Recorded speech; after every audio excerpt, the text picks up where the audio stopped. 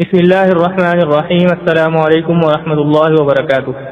2 نومبر 2007 مسجد جامع القرآن قرآن اکیڈمی لاہور میں بانی تنظیم اسلامی محترم ڈاکٹر اسرار احمد صاحب نے خطاب جمعہ میں عالم اسلام پر مغربی الغار کے مختلف پہلو کے موضوع پر خطاب فرمایا۔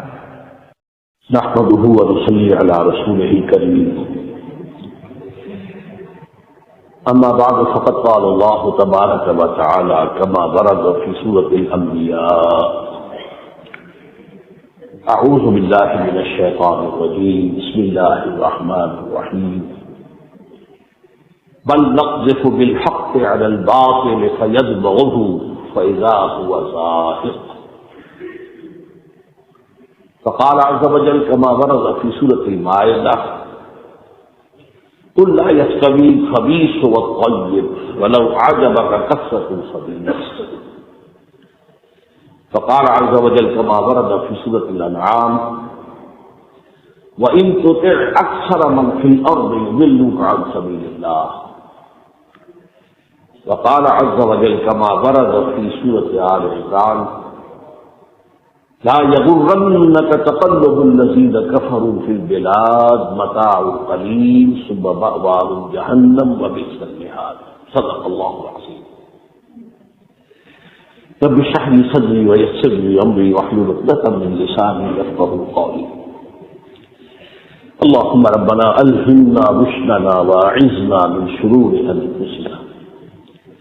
اللهم ارنا الحق حقا وارزقنا اتباعه وارنا الباطل باطلا وارزقنا اجتنابه. آمین یا رب العالمین۔ آج حالات حاضرہ پر گفتگو ہوگی، اور میرا ارادہ تھا کہ اس کے دونوں حصے آج مکمل کر دوں، یعنی بین الاقوامی سطح پر کون کون سی لہریں جو ہیں اٹھ رہی ہیں، کیا انڈر کرنٹس ہیں، کیا اوپر نظر آنے والی لہریں ہیں اور کیا لہریں ہیں اور کیا انڈر کرنٹس ہیں، اور جو حالات و واقعات ہیں ان کے بٹوین دی لائن آدمی پڑھ کر بین السطور سمجھ سکے کہ یہ معاملہ کدھر جا رہا ہے۔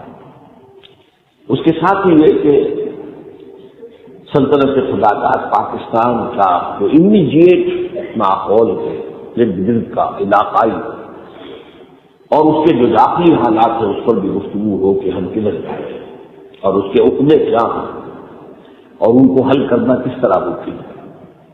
لیکن میں نے طے کیا ہے کہ آج میں اپنی گفتگو صرف پہلے حصے تک محدود رکھوں گا، اس لیے کہ مضمون طویل ہے، بہت زیادہ اختصار سے کام دیا تو بات واضح نہیں ہو سکے۔ دیکھیے، سب سے پہلی بات یہ جان لیجیے کہ قرآن مجید کا اپنا ایک فلسفہ تاریخ ہے۔ آپ کو معلوم ہے کہ یہ عمرانی علوم کے اندر ایک اہم شعبہ ہے، فلاسفی آف ہسٹری۔ تاریخ کے اندر اتار چڑھاؤ کیسے آتے ہیں، کس طور سے آتے ہیں، کس وجہ سے آتے ہیں۔ ٹوائن بھی اس دور کا سب سے بڑا سمجھا جاتا ہے کہ وہ فلاسفر آف ہسٹری تھا۔ اسپینگلر اس سے پہلے بہت بڑا گزرا۔ قرآن کا اپنا ایک فلسفہ تاریخ ہے، اور وہ یہ ہے کہ یوم اول سے تا قیامت یہاں ایک کشمکش یا کشاکش حق و باطل کے درمیان جاری ہے اور رہے گی۔ ستیرہ کار رہا ہے ازل سے تا امروز، چراغ مصطفی سے شرار مولامی۔ یہ کشمکش ہے، یہ کشاکش ہے، یہ لفظ ہے، کشمکش نہیں۔ عام طور پر اردو میں ہم کشمکش بول دیتے ہیں، یہ کشاکش ہے، کھینچتان، ٹگ آف وار، باطل اور حق کے درمیان مقابلہ، ایک رسہ کشی ہے جو ہوتی چلی جائے گی۔ اب اس میں ظاہر بات ہے کہ اکثر و بیشتر غلبہ جو ہے باطل کا رہا ہے، یہ تاریخی حقیقت ہے۔ وقفے وقفے سے حق آ کر باطل کے سر پر کوڑا مارتا رہا ہے اور باطل کو ختم کرتا رہا ہے، وقفے وقفے۔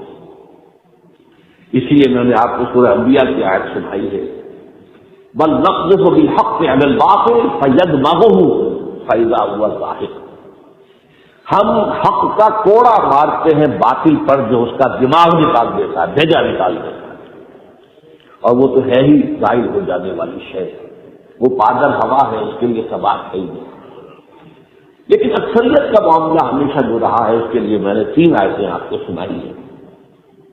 چنانچہ قرآن مجید میں کہا گیا مسلمانوں سے قل هل يستوي الخبيث والطيب ولو اعجبك كثرة الخبيث، دیکھو ناپاک اور پاک برابر نہیں ہو سکتے، ہاں ناپاک کی کثرت تمہیں مرعوب کر دے، ناپاک جو ہے زیادہ طاقتور نظر آ رہا ہو، زیادہ ڈیل ڈول میں نظر آ رہا ہو، زیادہ اس کا غلبہ ہو، زیادہ اس کا تسلط ہو، زیادہ لوگ اس کے پیروکار ہوں، تو اس سے مرعوب ہونے کی ضرورت نہیں ہے، پاک پاک ہی رہے گا، ناپاک ناپاک ہی رہے گا۔ اسی طرح فرمایا وَإِن تُطِعْ أَكْثَرَ مَن فِي الْأَرْضِ يُضِلُّوكَ عَن سَبِيلِ اللَّهِ، یہ سورہ انعام کی آیت 116۔ اگر تم زمین میں بسنے والوں کی اکثریت کی پیروی کرو گے تو وہ تو لازماً تمہیں گمراہ کر دیں۔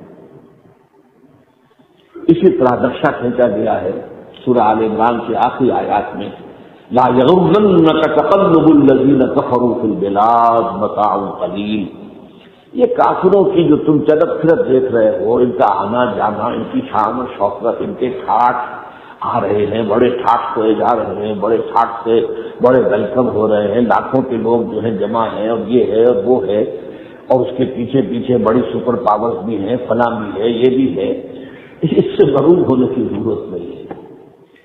لا یغرنک تقلب الذین کفروا فی البلاد، یہ جو کافروں کی چلت پھرت ہے، آمد و رفت ہے، ایاب و ذہاب ہے، یہ جو دنیا میں اکڑتے ہوئے نظر آ رہے ہیں چلتے ہوئے، اسے دھوکہ نہ کھانا، متاع قلیل، یہ بہت تھوڑی سی دیر کا ساز و سامان ہے، ثم مأواہم جہنم وبئس المہاد، اور اس کے بعد ان کا ٹھکانہ جو ہے وہ جہنم ہے، اور وہ بہت ہی برا ٹھکانہ ہے۔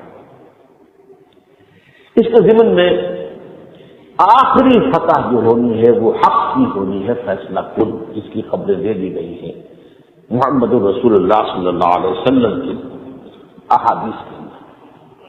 اور اس ضمن میں یہ نوٹ کر لیجئے کہ اب حال ہی میں اور مستقبل قریب میں یہ جو کشاکش چلتی رہی ہے، اس کا عظیم ترین معرکہ پیش آنے والا ہے۔ اس کو جو علامہ اقبال نے کہا ہے، میں انہیں سیر مانتا ہوں کہ وہ آنے والے حالات کو جانتے تھے، دیکھتے تھے۔ گاہ میری نگاہ تیز تیر گئی دلے وجود، نگاہ ہے، اللہ دیتا ہے۔ اتقوا فراست المومن فإنہ ينظر بنور اللہ، مومن کی فراست سے ڈرو، اس لیے کہ وہ اللہ کے نور سے دیکھتا ہے، تو اللہ کے نور سے دیکھنے والے کو تو بہت دور کا نظر آتا ہے۔ اسی طرح کہا تھا اقبال نے مسجد قرطبہ کو کہ باہر دریائے ابھی کبیر بہہ رہا ہے، آب روان کبیر تیرے کنارے کوئی دیکھ رہا ہے کسی اور زمانے کے خواب، کوئی آنے والا زمانہ ہے، میں اسے دیکھا ہوں۔ اس معاملے میں دنیا کو ہے پھر بار کرے روح و بدن پیش، تہذیب نے پھر اپنے درندوں کو ابھارا، اللہ کو پامد دیے مومن پہ بھروسہ، ابلیس کو یورپ کی مشینوں کا سہارا۔ اب اس میں یہ جان لیجیے کہ یہ خیر اور شر کی جو کشاکش ہے، اس کے دو پہلو ہیں، ایک ہمارے اندر ہے، ایک میدان جنگ ہے، ہمارے اندر ہمارا نفس امارہ ہمیں شر کی طرف دھکیلتا ہے، ان النفس لامارۃ بالسوء، اور ہمارے اندر ہی روح ربانی ہمیں اللہ کے قریب ہونے کے لیے تشویش دلاتی ہے، اللہ کا تقرب حاصل کرو۔ یہ کشاکش ہے، اسی کشمکش میں گزری میری زندگی کی راتیں، ہر انسان ہر وقت ہر لحظہ اپنے اندر کی اس کشاکش کو محسوس کر سکتا ہے، اندر کوئی شے ہے۔ ایک اس کا جو ہے جنگ، میدان جنگ، وہ خارج میں نظر آتا ہے، مرے ہوئے۔ اس میں کیا ہے، ایک طرف آدمی ہے اور ایک طرف شیطان ہے۔ آدمی کو حق کی تقویت پہنچانے کے لیے نیک بندے بھی ہیں، داعیان ہیں خیر کے، مبلغ ہیں بھلائی کے، اور ملائکہ بھی ہیں۔ دوسری جانب اس شر کو تقویت دینے کے لیے شیاطین جن و انس ہیں، عزازیل ہے شیطان اعظم، پھر اس کی سلبی اولاد ہے جنات میں سے، پھر اس کے ایجنٹ ہے انسانوں میں سے۔